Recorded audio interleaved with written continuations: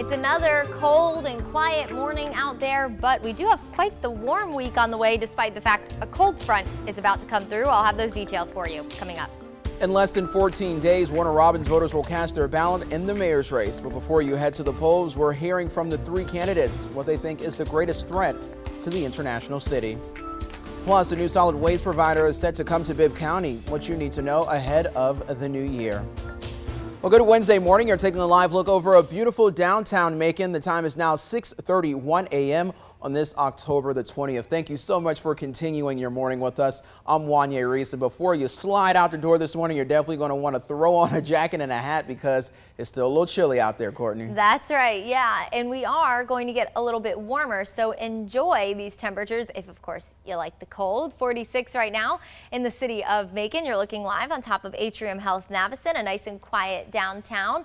Yes, you're definitely going to want to walk out with the jacket, long sleeves, anything to keep you warm, especially for all of you students out there getting ready to head out to the bus stop this morning. We're at 51 in Montezuma, 48 in Warner Robins, 44 in Gordon, 46 in Dublin. It looks like we're missing a little bit of data up towards Milledgeville and Sparta, but I imagine you're somewhere in the mid-40s as well, and 46 in Butler. We are just a couple of degrees warmer than this time yesterday, anywhere between 2 to 5 degrees warmer, in fact. And while these numbers aren't super significant, they do tell part of our weather story. We are going to continue to have a bit of a warming trend as we head into the morning and afternoon hours, all out ahead of our cold front. So today, expect temperatures to climb near 80 degrees, mostly sunny skies. By lunchtime, we'll be in the low 70s, and again, we'll top out near 80. Now, with that cold front on the way, we're going to have a few changes along it, out ahead of it. I'll explain all of it in my full forecast in a few minutes.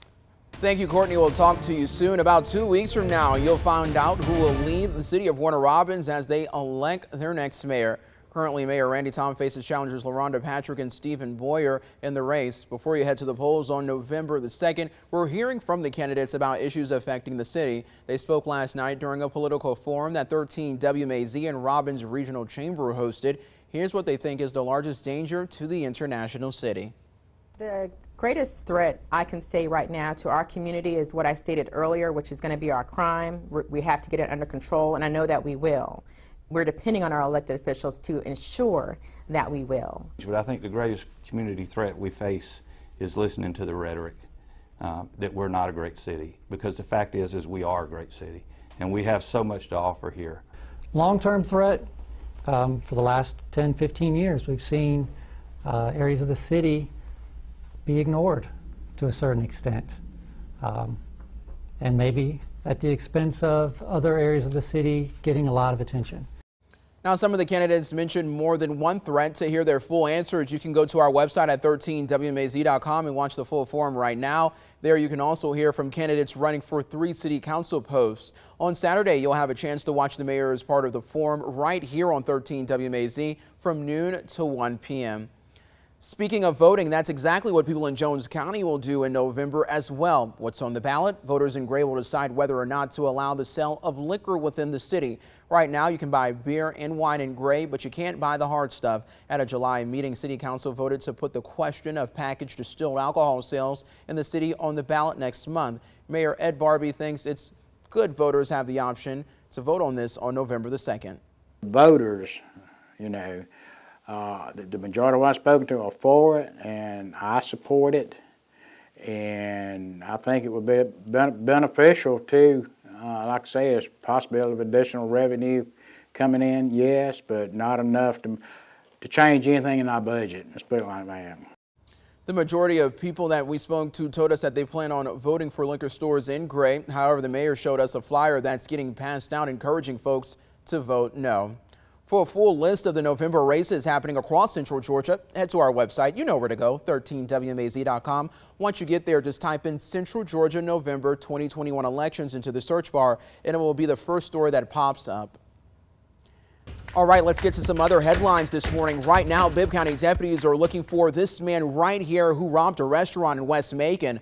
The sheriff's office says it happened at the Cracker Barrel on Eisenhower Parkway just before 9 last night.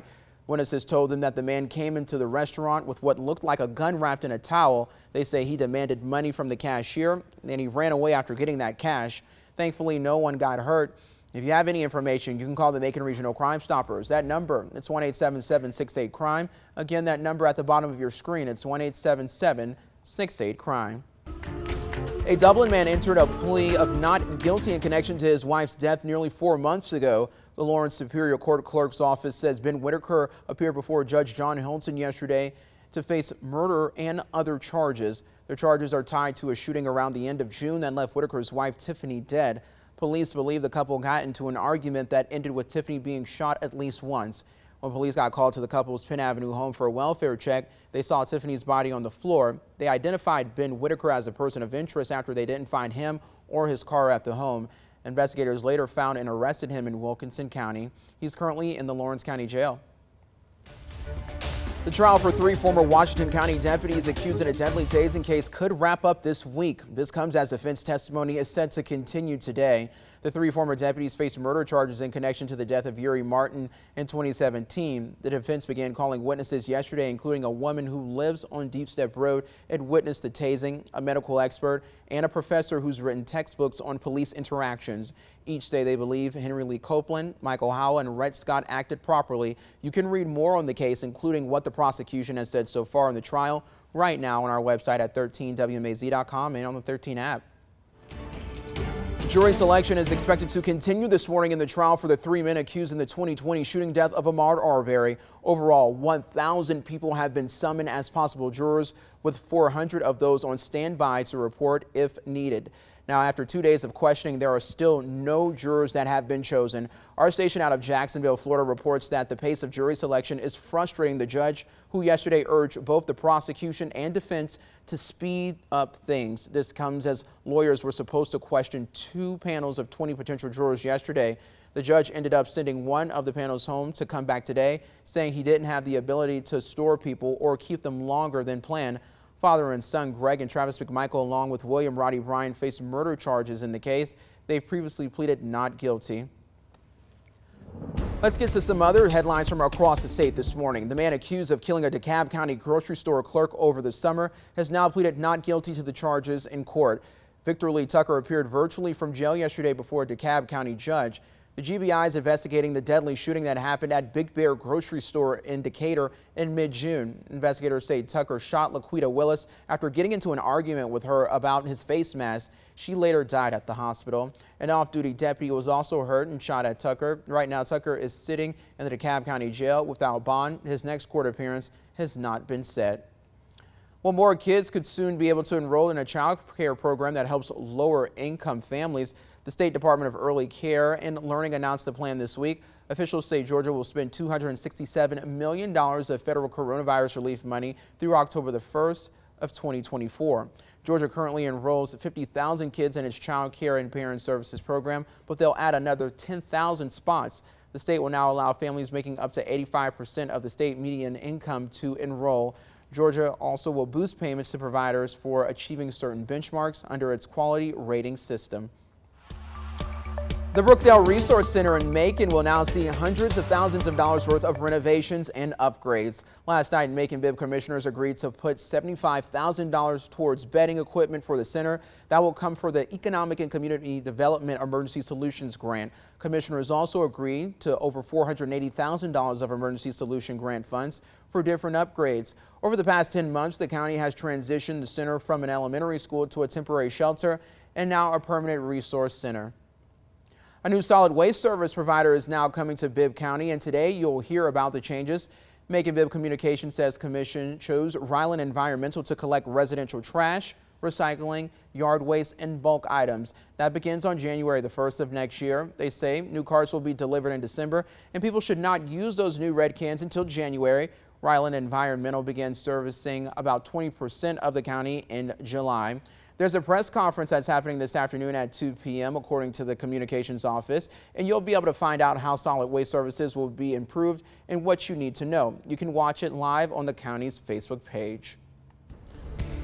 Well, the time is now 6:39 a.m. and I mean, that's been the story of the week right there. Yeah. We've been having these cold mornings, so I know those kids were like, man, we had a nice fall break, but now I gotta make sure that I'm wrapping up in the morning so I'm staying warm. That's right. And I love when you see some of these kids like get on the bus and stuff. I know we usually don't see them because of our schedule, but Of course. in the wintertime, even when they get off the bus and they're all bundled up, they're so cute. They look It like is little adorable. marshmallows. I love it so much. All right, everyone. Yeah, be sure that you are bundling up for the morning. I debated putting Colby's sweater on the other day, but I don't think he needs it just yet. I think his fur does just fine.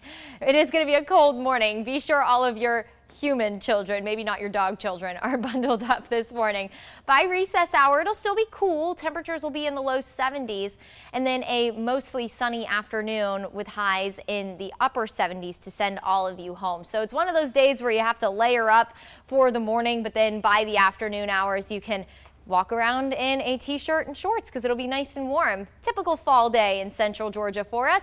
Now you are looking live on top of the fairgrounds. The last piece of the fair still standing. That's that giant slide, 47 right now in the city of Perry. So no matter where you are this morning, bundle up, whether you're heading out the door for school or work. 48 in Warner Robins, 46 in Macon. We're at 44 in Gordon, 45 in Dublin, 47 in Unadilla, and 46 in Butler. As we go through the day today, again, temperatures are going to gradually warm into the upper 70s. Now to compare this where we should be for this time of year, so our average high temperature, it's going to be just about a degree warmer. So not too bad. We're not overachieving too much, but above average is unfortunately going to be a theme as we go through this week, despite the fact that we have a cold front on the way, which we'll talk about in just a couple of minutes here. As we head through the overnight, expect temperatures to drop into the low to mid 50s. We're going to have a little extra cloud cover around. That's going to trap in the heat of the day from today. So we will wake up warmer. You'll still need the jacket tomorrow, but it'll be warmer. As we head into tomorrow afternoon, some of us might head into the low 80s as we pull our wind out of the south. That's going to pull in a warmer air mass, but also unfortunately a more humid one all ahead of our front. So today, again, nice and dry, nothing but sunshine. Humidity still very comfortable today. As we head into tomorrow, a little bit of a different story. You could see showers out to our west in parts of Alabama, maybe a few showers for us. I think most of our rain will be for the afternoon and evening tomorrow, just some light showers. Here comes our front as we head into Friday. So for Friday morning, early around 3 o'clock, while a lot of us are still sleeping, is when most of the rain will roll through. And then the front clears the area. Come the evening, our humidity drops, but our temperatures stay warm. Take a look at this. Here's our cold front. Our temperatures are going to continue to climb behind it. We'll head back into the mid 80s, it looks like, by next Tuesday. Now that could change. The models are not agreeing on a rain chance next Tuesday, but for now we're going to keep us in the mid 80s with a small rain chance Tuesday. In the meantime, a few showers possible along that front. We'll wake up cooler Saturday in the low 50s, but temperatures will stay in the 80s Friday all the way through Tuesday.